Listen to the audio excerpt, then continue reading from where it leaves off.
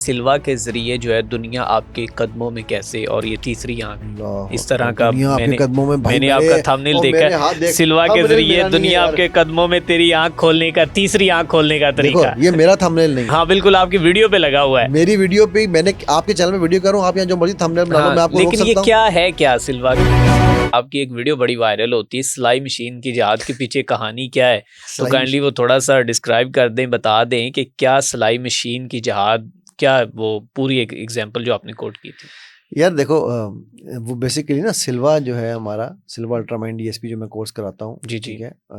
बल्कि अभी जो मेरा मास्टर जो लाइफ आ रहा है इसमें ये कॉम्बिनेशन है practical applications of Silva, NLP, body language, life coaching and story therapy, ठीक है, ओके। ये इनको है। तो उसमें सिल्वा के अंदर जब मैं एक्सप्लेन कर रहा था तो उसमें मैं बताता हूँ कि इसको हम इंट्यूशन कहते हैं ना, इंट्यूशन कैसे आती है, उसके कई डिफरेंट तरीके हैं। जैसे इलामा इकबाल को वो कहते हैं, उनके जो खादिम थे वो अली मोहम्मद, वो कहते हैं कि जी वो मैं अक्सर दरवाजे के बाहर कान लगा के सुनता था तो आवाज़ें आती थी, तो जब दरवाज़ा खोलता था तो अंदर कोई नहीं होता था। अब इकबाल का अगर आपने घर देखा हो तो इकबाल का घर कमरा फर्स्ट फ्लोर पे था। फर्स्ट फ्लोर से छलांग मार के भी कोई नीचे इतनी जल्दी नहीं जा सकता, जहाँ जितनी जल्दी वो कहते हैं बंदा की आवाज़ गायब हो जाती थी। तो इसी तरह रॉबर्ट लुइस स्टीवेंसन है एक, ठीक है, वो राइटर है बच्चों का। वो कहता है कि मुझे ख्वाबों में फेरीज आती थी और आके मुझे पूरी पूरी कहानी नॉवेल की लिखती थी और बताती थी, मैं वो सुबह वो कहानी लिख लिया करता था। तो इसी तरह ये जो बंदा जिसने ये होए इसका नाम है, ठीक है, जिसने ये बनाई थी सिलाई मशीन, जी उसने जी। सिलाई मशीन बनाई और वो सिलाई मशीन बनाने के बाद उसको कई महीने लग गए, वो नाकाम हो, सुई टूट जाती थी। ठीक है। आमतौर पे आपने अगर सुई देखी हो तो सुई के ऊपर जो है सुराख कहाँ होता है, ऊपर की तरफ, ऊपर जहाँ पे की हम धागा डालते हैं। जी जी बिल्कुल। तब वही सुई उसने अंदर डाली हुई थी। वो जैसी मशीन चलती थी धागा टूट जाता था। वो बड़ा परेशान, ऑलमोस्ट उसने गिव अप कर दिया। जब उसने गिव अप कर दिया, कहता है आपके लिए बर्निंग डिजायर हो ना किसी चीज़ की, तो कायनात भी आपको जो है ना वो उसकी तरफ ले चलती है। तो वो जब सोया तो उसको ख्वाब आया कि वो एक जहाज़ में, बहरी जहाज़ में सफ़र कर रहा है और वो जहाज़ जो है ना उसका क्रैश हो गया और वो समुंदर में वो एक फट्टे पे बैठ के, एक फट्टा उसको मिला, उस फट्टे पे लेट के वो सहरा में पहुंचा है, उसे क्या कहते हैं साहिल पे पहुंचा है। साहिल पे वो लेटा हुआ है। तो इतनी देर में उसने देखा कि ना वो क्या उसे कहते हैं, हबशी काले, उन्होंने हाथ में भाले पकड़े हुए और वही वो भाला लेके ऊपर जाते हैं, फिर नीचे लेके आते हैं, फिर ऊपर लेके जाते हैं, फिर नीचे लेके आते हैं। वो उसके बेसिकली मुंह के पास आके रोक देते हैं। तो पहले तो वो डर गया, फिर थोड़ी बहुत उसने गौर से देखा तो उन भालों के नीचे वो भाले सुई की शक्ल में थे और नीचे उनके सुराख था, ऊपर नहीं था। वो उसकी आंख खुली, उसने कहा ले भाई मुझे तो सुई सिलाई मशीन बनानी आ गई। फिर उसने ये सुई बनाई, ठीक है। और वो दिन है और आज का दिन है, सिलाई मशीन कामयाब है क्योंकि धागा नीचे से नहीं टूटता। बिल्कुल ऐसे। और इस के पीछे लॉजिक आज तक कभी भी किसी ने नहीं समझा कि कहानी क्या है इसके कहानी क्या है। पीछे। नहीं, वो बात ये ना कि देखो मेरे रब जो है ना उनकी कुर्बान जाऊं मैं, उनकी सबसे प्यारी बात ये मुझे लगती है, सबसे प्यारी क्या, हर बात ही प्यारी है, लेकिन एक बहुत प्यारी बात ये है कि वो रब्बे कायनात है, रब्बुल आलमीन है, वो रब्बुल मुस्लिमीन नहीं है। रब्बुल आलमीन है, ठीक है, तमाम आलमों तो का रब। वो तमाम लोगों को खिलाता पिलाना जिम्मेदारी उनकी है, ठीक है।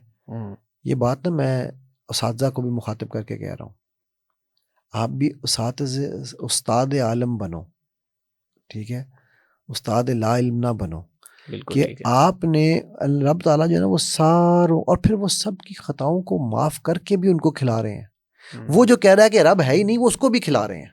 बिल्कुल ठीक है। वो जो कह रहा है कि मैंने क्लास अटेंड नहीं करनी, तुम उसको भी पर्चे में तो बैठने दो ना यार।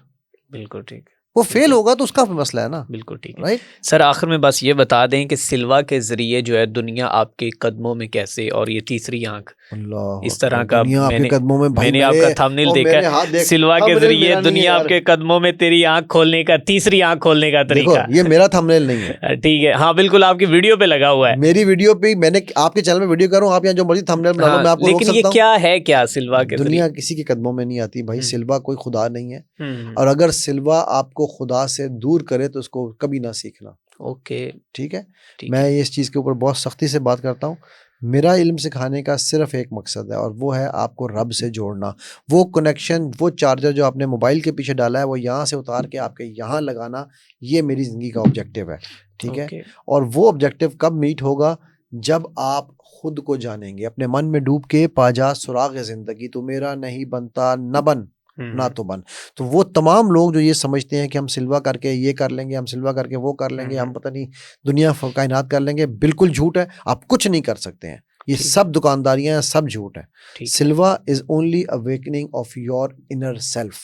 आपको ये पता चलता है कि यार मेरे में क्या ताकत है, मेरे रब ने मुझे मनारफा नफसक वाला जो है ना, ठीक है, कि अपने आप को पहले पहचान लो ना। बिल्कुल बिल्कुल। तो जब आपने खुद को पहचान लिया तो आप रब को भी पहचान लेंगे कि मेरे रब ने मुझे इतना कुछ दिया है। अक्सर डॉक्टर्स जो है ना, वो मैं समझता हूँ कि मेडिसिन पढ़ना बड़ी इंपॉर्टेंट है, बायोलॉजी पढ़ना, कि उससे आपके ईमान में इजाफा होता है कि आपकी आंख के पीछे कितना सा सुराख है, सुई के धागे के बराबर, सुई की नोक के बराबर, उसमें से कितनी मिलियन तारें गुजर रही हैं, ठीक है। वो बंदा यकीन समझ ही नहीं सकता कि यार ये कैसे हो रहा है, बिल्कुल राइट।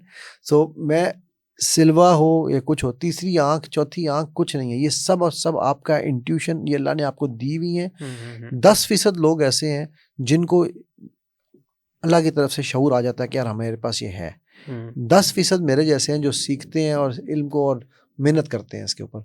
80% के ना आने से दुनिया में फ़र्क पड़ता है, ना जाने से। बिल्कुल ठीक है। तो मेरा ऑब्जेक्टिव बताने का मकसद ये आपको सारी बात का कि Silva is to me the way I teach and why I teach is कि आपको ये पता चले कि यार आप हैं कौन, बुलिया की जाना मैं कौन, ठीक है। उसके बाद जब आपने ये जान लिया मैं कौन हूँ, तो फिर मैं क्यों हूँ, वो पर्पस है मेरे रब की बड़ाई, ग्रेटिफिकेशन ऑफ ग्लोरिफिकेशन ऑफ अल्लाह सुब्हानहू व तआला, मेरी जिंदगी का मकसद है। तो मैं कौन हूँ, क्यों हूँ, ये दो आपने जान लिए तो बाकी सब आसान है, ठीक है, बाकी में कोई इशू नहीं। ठीक है, आखिर में पैगाम क्या देंगे?